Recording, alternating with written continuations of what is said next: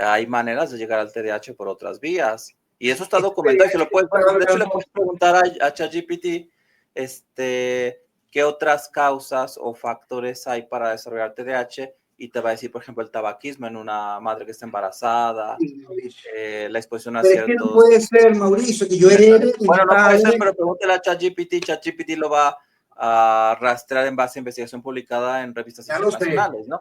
Entiendo que tu postura es que tú no lo crees y tienes el derecho de no creerlo, pero pregúntale a ChatGPT. No todos los TDAHs vienen de la genética.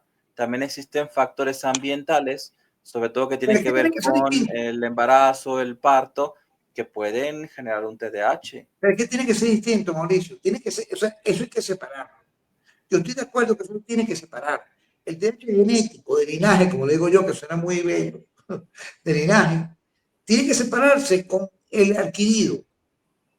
Porque es que no puede ser igual. O sea, una disregulación emocional hecha por un medio ambiente donde tú vives no puede ser igual a una disregulación emocional hecha porque la mamá recibió mercurio o porque tuvo hipoxia. O sea, ¿cómo tú puedes comparar, Mauricio, en serio? ¿Cómo tú puedes comparar un cerebro con TDAH normal, que nació normal y que es heredado del padre con TDAH que tuvo un daño cerebral por hipoxia? Mauricio, es distinto, ¿o no? En realidad no, el cerebro no tiene tantas maneras de expresar síntomas, sino que yo considero que las características sintomáticas que expresa el cerebro son como pautas que el cerebro expresa cuando hay alguna lesión o algún agente que afecta su funcionamiento. Y entonces no podemos correlacionar tan fácilmente o tan directamente la causa y el efecto, porque en realidad lo que nos está presentando el cerebro es una pauta de reacción ante múltiples agentes y esas pautas son pocas. En realidad, de hecho, Germán Berrio es un epistemólogo de la psiquiatría que tiene libros muy interesantes. Él habla hasta de un término, en español lo traducen como copias conductuales, y él dice, pone el ejemplo de que a veces una alucinación que se produce como parte de una esquizofrenia, como síntoma puro, podría no distinguirse o no diferenciarse de una alucinación generada por una intoxicación por cocaína, por ejemplo. Entonces él concluye que los sistemas expresionales en los seres humanos tienen un patrón muy reducido para generar síntomas. Entonces yo me voy hacia ese lado y no nada más por lo que dice Germán Berrios, sino que también la teoría general de sistemas de Ludwig von Bertalanffy habla del principio de equifinalidad, que te dice que en los sistemas puedes tú partir de puntos diferentes para llegar al mismo resultado.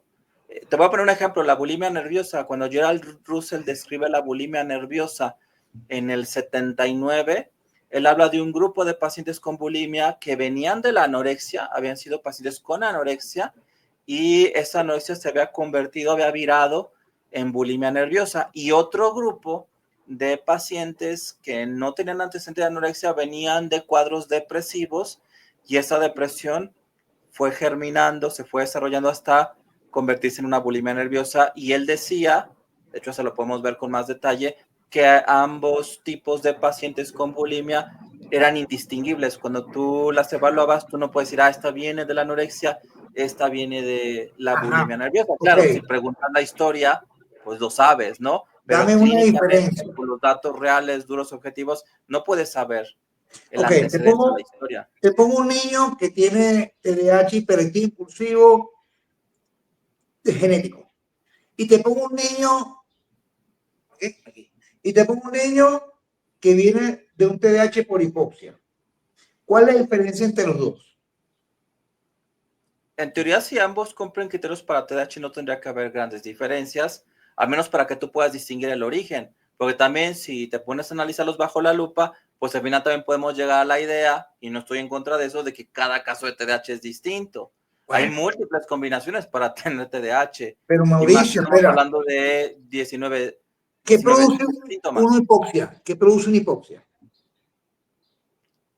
Muchas cosas, o incluso nada. dependiendo de la manera en cómo el cerebro enfrente ese agente lesivo. Puede Puede haber causar un daño casos, cerebral.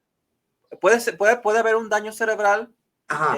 que ese daño cerebral se compense, y aquí metemos el tema de la plasticidad cerebral, y que en algún momento tú puedas tener incluso niños, adolescentes o adultos sanos, sin ninguna secuela neurológica o psiquiátrica, que hayan tenido el antecedente de hipoxia neonatal o de Pero una sufrimiento hipoxia, fetal. pero como una hipoxia que afecta la regulación de neurotransmisión. Una Sí, hipoxia. sí, sí, sí. Sí, bueno, quizá a lo mejor no lo podría explicar con lujo de detalle, pero el hecho de que no lo pueda explicar no quiere decir que no suceda, ¿no? Okay. Porque de hecho podemos preguntar, si hiciéramos una encuesta en madres, padres de niños con TDAH, ¿cuántos de esos niños con TDAH han tenido el antecedente de hipoxia? Y Bueno, entonces es igual encontraríamos que puede haber esa correlación. De hecho, en realidad también la hipoxia no es exclusiva para el TDAH. En realidad, si bueno, tú tienes también. hipoxia neonatal, pues puedes tener discapacidad intelectual, parálisis cerebral Eso infantil. también viene, así como que no puedo explicar que existe Dios, pero sé que existe. ¿Cómo? No puedes explicar por qué existe Dios, pero tú sabes que existe, o crees que Claro, existe. sí, sí. Sí, no, Pero puedes imagínate que yo explicarlo. tuviera que explicar todos los fenómenos que hay en el universo, no me alcanza la vida, ni la energía, ni las ganas de hacerlo, ¿no? Entonces, en ciencia y más en medicina, yo a veces les digo a los papás, miren, ese es un fenómeno inexplicable.